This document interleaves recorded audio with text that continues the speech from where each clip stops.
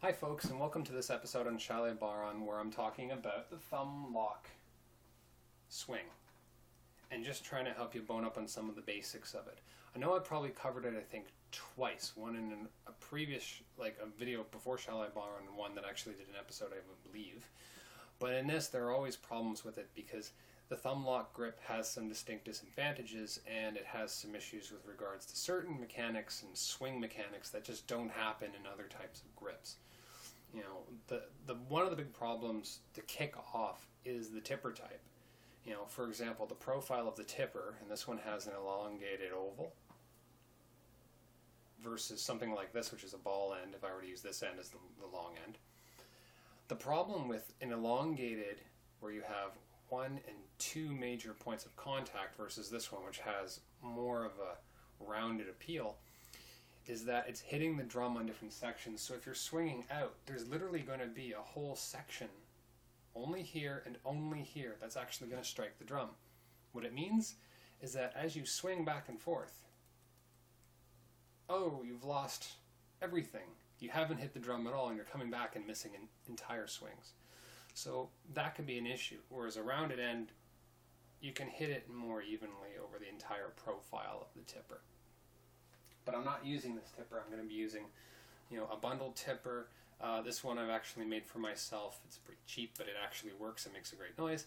It was measured for the weight and distribution of my thumb, so that sort of thing. Benefits to this, and something you got to realize in the back and forth stroke, is that you are swinging the actual tipper out on a wider arc. So if I was to say do the baby grip, you can see it. I'm going to try to get a little closer. It comes out and comes back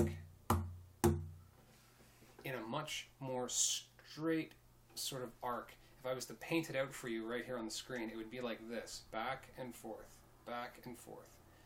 The thumb lock swing, though, comes out because it's part wrist and it's part bent wrist. So forearm, wrist, and bent wrist. It's actually creating this sort of a strike, out and back. It's quite asymmetrical.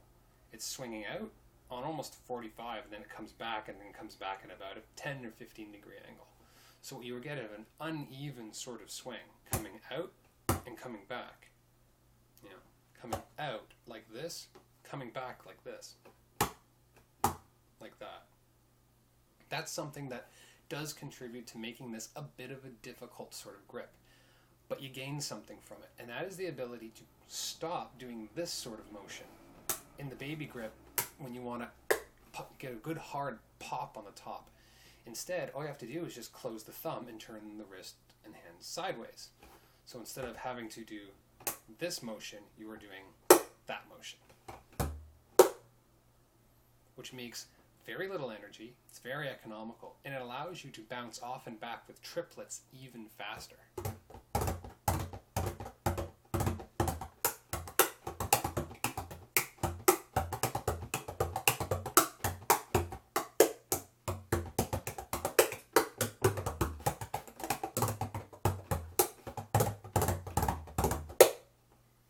So it takes very little effort because you're actually creating less travel than having to do this motion and this motion. In this case, you're just doing this motion. That's the major difference between the two. So let's bring up the list here. So the back and forth stroke. When you're doing it, it's going to swing wide and it's going to come back in shallow.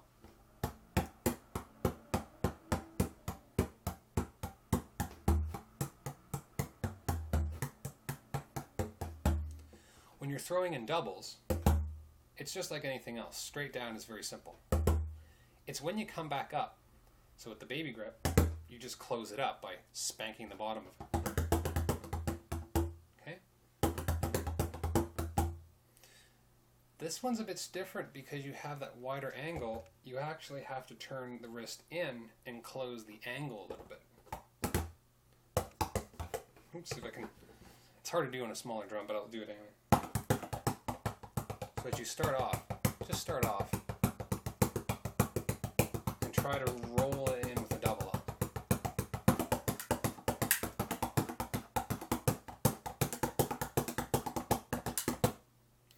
One way to try to get over the missing of the double up is that you are going to put one of these two fingers or both of them just on top.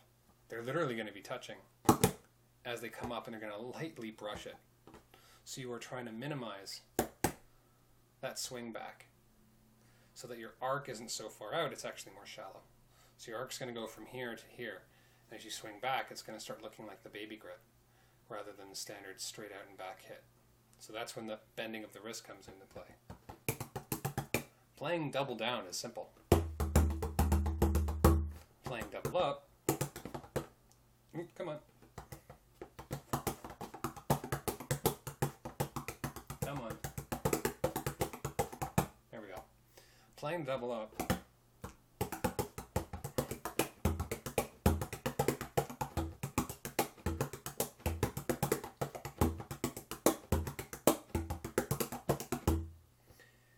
Takes a lot more practice and takes a lot more effort to try to be mindful of where you're actually putting your hand in relation to the skin and that arc swing. It's one of the reasons why this isn't always the best sort of thing to play. It takes very little energy, but it's a very asymmetrical hit, and it's going to have asymmetrical problems, especially on the double up. The double down is easy peasy. The double up, that takes a little more focus. The spanking strike, that's the in-stroke. Again, you just have so much ease of economy just to get in and hit.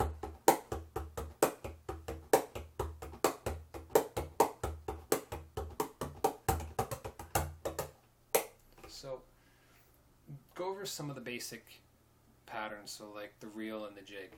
So a basic reel sort of sound. Back and forth.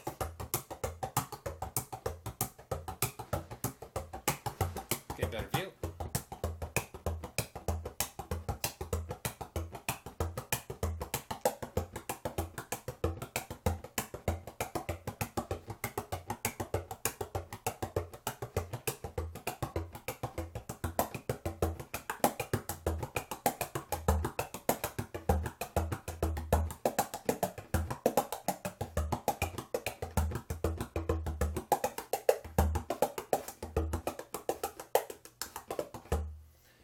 When you're throwing triples in, you're only going to be closing up the thumb as the wrist moves back and forth. What you're effectively doing is this in the pen grip. As you do your double, you can add the extra up for the triple. In this case, you're doing a double down with the up, but you're doing it in conjunction with the wrist arc. So the amount of distance that your wrist is traveling is going to be artificially shortened so that you can put in that triple as you're doing the double down.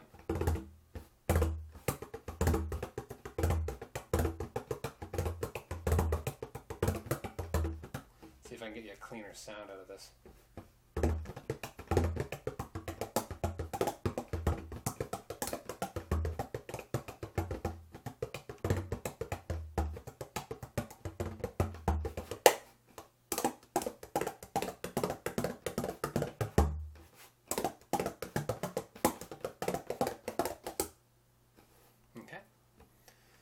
The triple is easier than you'd think, and the reason why it's easier than you think is because you're already in the motion.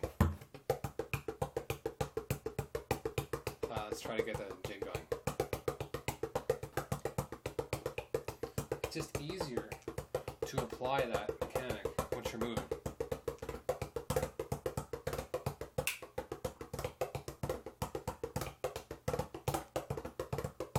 Okay? It's just easier.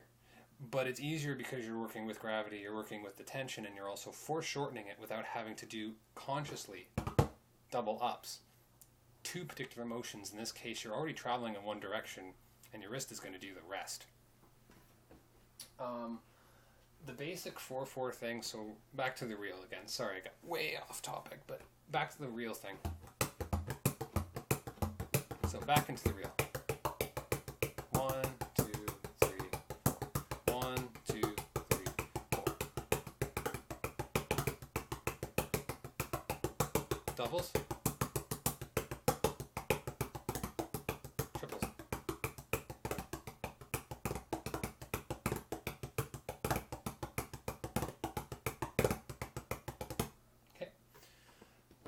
pretty straightforward on that sort of thing. You just got to be mindful of how you're controlling the swing. Staying loose really, really helps, and then when you let the thumb do all the work of tensioning, then you're okay. Last one in the jig pattern. Turn this way a bit. The jig pattern, also very easy, just like any other swing.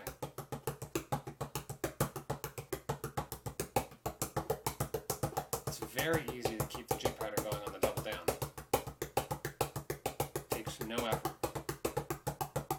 And you can even drop the hit, so it's where you skip it. Instead of going da-da on one spot, you can drop it, or you can da-da-da-da, triple hit down. Oops, so I got double hits. Double hits in 2 sections.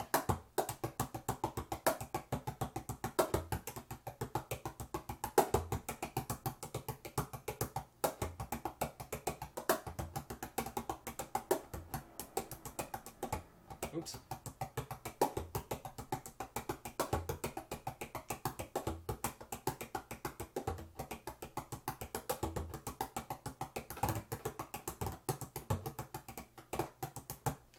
And it's harder, a little bit hard for me. I'm going to try is the triple down in it.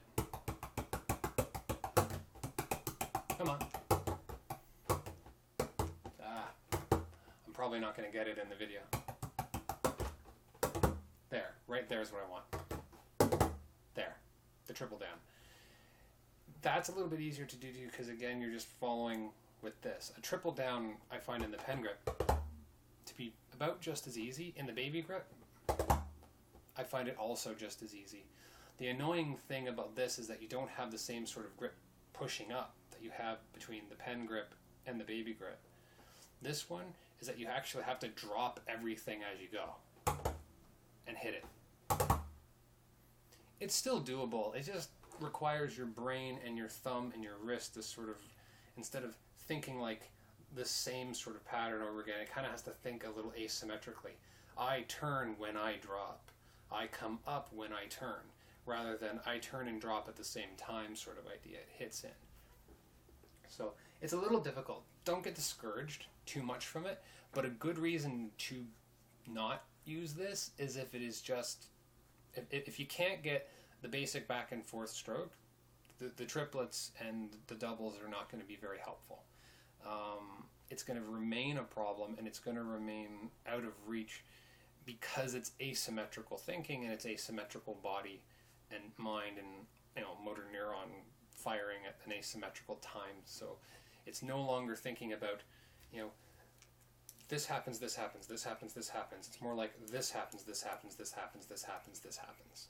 So not like this sort of a firing. It's more of a da-da, like a cascade effect, rather than 1 and 2. So 1, 2, 1, 2. If you're on the beat, 1, 2, 1, 2, 1, 2. That's like the pen grip and the baby grip. This one, because it's asymmetrical, has to have a moment of being slightly off. So it goes, so 1, 2, 1, 2, 1, 2, 1, 2, 1, 2, 1, 2. And it's that half a moment's difference that allows the doubles to work, that allows the triples to work when you can get them to work. I can't seem to get them too well today, but when they actually do work, that's what typically happens. And you'll feel that. You'll feel that something in here is no longer in sync to how you would normally play in the pen grip and the baby grip. So give it a shot. Don't be too discouraged for it. Be only discouraged if you can't get that firing pattern between here and here actually working for you. At that point, you're much better off learning any other method that's going to benefit your playing. The benefits of the thumb lock one is that you get incredible power. You get amazingly easy, economical high pops and good hard hits. You get a lot of volume when you play, but you lose the symmetry of every other grip. Even the Tommy Hayes grip has a symmetry to the swing.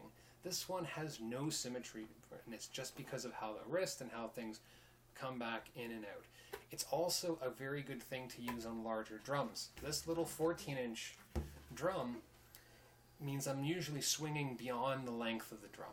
it's much harder to try to hone that and bring it back in, because then you end up losing volume and you end up losing control.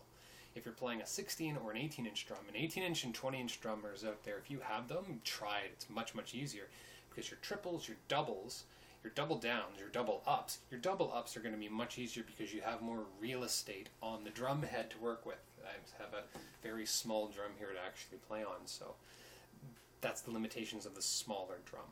So give it a shot. Be aware, if you're a person who loves the more modern, sort of smaller drum sound, this is not going to be a particularly good thing, that you're not particularly good technique style to use. I don't even use it on small drums. I use them on my 18-inch drums, and I use it on my 16-inch drums. But apart from that, small drums, I stick to the baby grip for the most part, and the pen grip for the most part. I just don't really have a use for that hit. But on the big drums, absolutely. And it really helps, especially when I'm playing in like African music sort of thing. There we go.